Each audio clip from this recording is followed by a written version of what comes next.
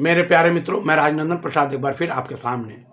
मित्रों, नियोजित शिक्षकों के साथ बिहार सरकार कल भी छल कर रही थी और आज भी कर रही है। लेकिन जब जानकारी मिलती है कि हमारे संगठन के लोग भी हमारे साथ बहुत अच्छा व्यवहार नहीं कर रहे हैं, तो दुख काफ़ी बढ़ जाता है।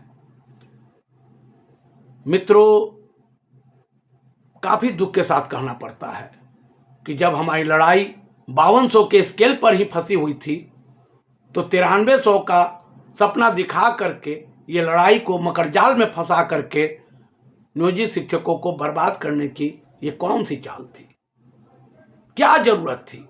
जब माननीय सर्वोच्च न्यायालय में बिहार सरकार 40% वेतन बढ़ोतरी की बात कर रही थी, तो हमें उस वक्त प्रेशर बना करके कि नहीं, आप हमको 40% नहीं दीजिए, हमारा 5200 का जो स्केल है, जो ग्रेड पे 2200, 2400, 2800 जो भी है वो हमें दीजिए। लेकिन हम लड़ाई लड़ने लगे 9300 के स्केल पाने के लिए। समान काम समान वेतन के चक्कर में जो मिल रहा था वो भी हमें नहीं मिला। दुख होता है।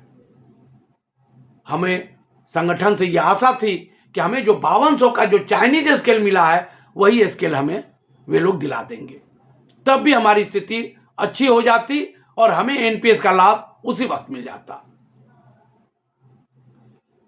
सक्षमता के संबंध में कभी भी संगठन के लोग ये नहीं बताए कि हमें सक्षमता देना चाहिए या नहीं देना चाहिए। देना चाहिए तो क्यों देना चाहिए, और नहीं देना चाहिए तो क्यों नहीं देना चाहिए। प्यारे मित्रों, जरूरत इस बात की थी, लेकिन लड़ाई दूसरे मोड़ में चली गई। हाँ, ठीक है, एक निर्णय बहुत अच्छा आया कि जो सक्षमता देंगे वो विशिष्ट शिक्षक बनेंगे अगर चाहेंगे तो, और जो नहीं चाहेंगे पास करने के बाद भी नियोजित शिक्षक बने रहेंगे, और जो फेल कर जाएंगे उनकी भी नौकरी नियोजित शिक्षक के रूप में बची रहेगी। ठीक है, लेकिन नियोजित शिक्षकों की स्थिति दर बदर कुछ न कुछ खराब ही होते गई। परिवार का बोझ बढ़ता गया, मकान का किराया बढ़ता गया, मेडिकल में खर्च बढ़ता गया, क्योंकि माता पिता भी वृद्ध होते गए, बच्चे बड़े होने लगे, उनकी पढ़ाई का खर्च बढ़ता गया। इसलिए प्यारे मित्रों, आज नियोजित शिक्षक बड़े ही परेशान दिख रहे हैं।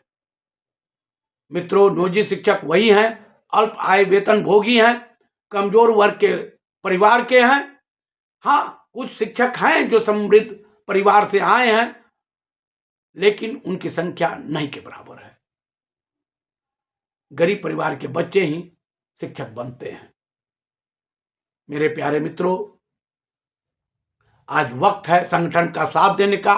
मतलब संगठन हमें साथ देती, लेकिन उल्टा हो रहा है। हमने संगठन के साथ भरपूर कदम से कदम मिला के चला, लेकिन मिला क्या? खैर, आज हमारे एक साथी कैमूर से संजय जी और सारण से राकेश सांडिल्य जी, ये दोनों इस लड़ाई को मजबूती प्रदान कर रहे हैं। वे बतला रहे हैं कि हमारे साथ कैसे कैसे धोखा हुआ। उन्हीं के शब्दों में उन्होंने ही कहा, क्या वेतनमान के साथ निकाय कर्मी को डीए एचआरए मेडिकल की सुविधा दे है? उन्होंने बड़ा अच्छा सवाल उठाया कि निकाय कर्मी को जो नियोजित हैं, क्या उन्हें मेडिकल, एचआरए और डीए की सुविधा प्राप्त है, सुविधा दे है? तो क्या डीए एचआरए मेडिकल की सुविधा पाए कर्मी को एनपीएस का लाभ नहीं मिलता है? देखिए, सवाल बहुत वाजिब है। क्या केवल राज्यकर्मी को ही एनपीएस का हकदार हैं, राज्यकर्मी ही? अगर ऐसा है तो फिर हमें क्यों नहीं मिला? हमें भी तो मेडिकल मिला, डीए मिला, एचआरए मिला, हमें तो नहीं मिला। हमारा तो ग्रेड पे भी है। लेकिन जिनका ग्रेड पे नहीं है, जिनका कोई वेतनमान नहीं है, आप उसको एनपीएस का लाभ दे रहे हैं। बड़ा अजीब लगता है। क्या अर्धराजकर्मी को एनपीएस का लाभ दे नहीं है? किन किन विभागों में अर्धकार राज्य कर्मियों को एनपीएस का लाभ दे है? क्या डीए एचआरए मेडिकल की सुविधा पाए कर्मी को ईपीएफ का लाभ मिलता है? अच्छा सवाल है। बहुत सारे विभागों में जो अर्धराजकर्मी हैं उन्हें एनपीएस का लाभ मिलता है। ईपीएफ का लाभ किन किन विभागों में और किन किन कर्मियों को मिलता है? क्या ईपीएफ बेसिक सैलरी पर भी कटता है? सवाल बहुत अच्छा है, वाजिब है। नियोजित अनुशासित वेतनमान पाने वाले को ईपीएफ का लाभ क्यों मिलता है? उनकी कटौती क्यों होती है? और आगे वे पूछते हैं क्या अर्धराजकर्मी को भी एनपीएस दे है तो नियोजित शिक्षकों को क्यों नहीं? प्यारे मित्रों, सवाल बहुत वाजिब है। आज मामला माननीय उच्च न्यायालय में भी है, उच्च न्यायालय भी संज्ञान ले चुका है। हमें उम्मीद है कि माननीय उच्च न्यायालय निश्चित तौर पर हमारे साथ न्याय करेगी। राकेश सांडिल्य जी को भी धन्यवाद कि उन्होंने बहुत ही अच्छा सवाल निकाला है, और इन सवालों के बल पर जब माननीय उच्च न्यायालय में जब केस लड़ा जाएगा, जिसकी सुनवाई चल रही है, उसमें जब मामला हमारे अधिवक्ता उठाएंगे, निश्चित तौर पर न्याय मिलेगा। 1/7 2015 से आप वेतनमान में हैं, वेतनमान आपको मिला है, ग्रेड पे मिला है। इतना कुछ मिलने के बाद हमें लड़ाई लड़नी चाहिए थी उसी वक्त कि हमें एनपीएस का लाभ मिल जाए और पूर्ण शहरी भत्ता मिल जाए, शहरी आवास भत्ता मिल जाए, शहरी आवास भत्ता करें, परिवहन भत्ता मिल जाए, उससे भी हमें लाभ होता। लेकिन लड़ाई को एक अलग दिशा में मोड़ दिया गया। देखिए, बिहार में 2 संगठन बहुत मजबूत है, एक बिहार राज्य प्राथमिक शिक्षक संघ और बिहार राज्य माध्यमिक शिक्षक संघ। इस संगठन के लोग राज्यसभा जाते हैं, विधान परिषद जाते हैं, कई जगहों पर उनकी उपस्थिति दर्ज रहती है। वे सत्ता में उनकी एक अलग भागीदारी होती है। वे जब चाहे माननीय मुख्यमंत्री से मिल लें और अपनी बात मनवा ले।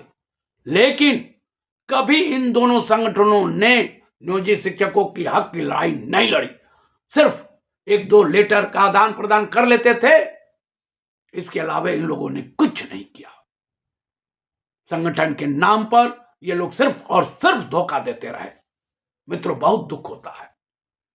जो संगठन का मूल काम है, उस लड़ाई को ये लोग कभी नहीं लड़े और सपना दिखाते रहे कि आपको 9300 का स्केल मिलेगा, 9300 का स्केल मिलेगा, आप राज्यकर्मी बन जाएंगे। आपको चाहिए था, समय की नजाकत थी, जरूरत थी नियोजित शिक्षकों के लिए कि जब वेतनमान की घोषणा हुई तो उसी समय मिलकर प्रभाव में लेकर अपनी बात को मनवाने का और 5200 से 20,200 के स्केल को ग्रेड पे के साथ लागू करवाने का। जैसे ही लागू होता, आप स्वतः राज्यकर्मी हो जाते और एनपीएस का लाभ मिल जाता, आपकी वेतन बढ़ जाती। अष्टम वेतन आयोग का जो अनुशंसा आएगा 1 साल के बाद, तो आपका वेतन दुगना से भी ज्यादा हो जाता। लेकिन ये लोग सपना दिखाते रहे कि 9300 का स्केल मिलेगा, समान काम समान वेतन होगा, और लड़ाई भी आपस में फूट। ये लोग एक साथ लड़े कब? जब सक्षमता के संबंध में माननीय उच्च न्यायालय में केस था, तब जाके बिहार राज्य शिक्षक एकता मंच बना, और उसके बाद भी उसी मंच के एक संयोजक छुट्टी के दिनों में, गर्मियों की छुट्टी थी उस वक्त, माननीय सर्वोच्च न्यायालय में जाकर केस खुलवा दिए और केस डिसमिस हो गया। ये लोग केस लड़ने में बड़ा माहिर हैं, क्योंकि केस लड़ने में इन्हें सहयोग राशि मिलती है और ये सहयोग राशि के नाम पर भी बंदर बाट कर लेते हैं। ऐसा नहीं है कि सारे संगठन के लोग ऐसे हैं, कुछ ईमानदार हैं। एक ईमानदारी की मिसाल तो ये भी तो देखिए कि जो शिक्षकों के नाम पर, नियोजित शिक्षकों के नाम पर लड़ाई लड़ते रहे, आज माननीय सदस्य होने के बाद भी उनकी भाषा बदल गई है। हम किस पर भरोसा करें, कहां जाएं? एक नियोजित शिक्षक, अल्प आय वेतन भोगी किन किन के दरवाजे जाए, कहां माथा टिकाए? मित्रों, बड़ा दुख होता है। लेकिन आज खुशी है इस बात की कि हर जिले में, हर अनुमंडल में, हर प्रखंड में संगठन स्वतः बन रहा है, संगठन मजबूत बन रहा है। हर विद्यालय से जो टीचर निकल रहे हैं, संगठन बना रहे हैं, सभी के सभी नेतृत्व करता है। हम किसी के नेतृत्व में काम नहीं कर रहे हैं, बल्कि सभी शिक्षक नेतृत्व करता है और एक ग्रुप बना करके आपस में आदान प्रदान कर रहे हैं, एक दूसरे की बात को समझा रहे हैं, बुझा रहे हैं, एक दूसरे की बात सुन रहे हैं। एनपीएस की लड़ाई भी माननीय उच्च न्यायालय में लड़ी जा रही है। जब इन सारे मुद्दों को हमारे माननीय अधिवक्तागण उठाएंगे, निश्चित तौर पर माननीय उच्च न्यायालय भी हमारे हक में ये फैसला देगा। मेरे प्यारे मित्रों, मैं राजनंदन प्रसाद आपसे निवेदन करता हूं कि आप मेरे वीडियो को ज्यादा से ज्यादा सब्सक्राइब करें, लाइक करें, शेयर करें। धन्यवाद, बहुत बहुत धन्यवाद। जय हिंद।